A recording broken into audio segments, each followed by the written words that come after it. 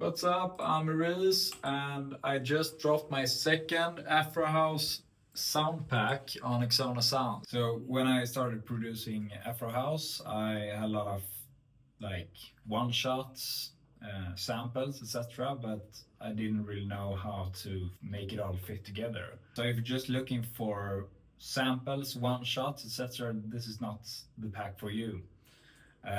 This pack is mainly about like loops, pre-made fills, presets for a serum, and yeah, you name it.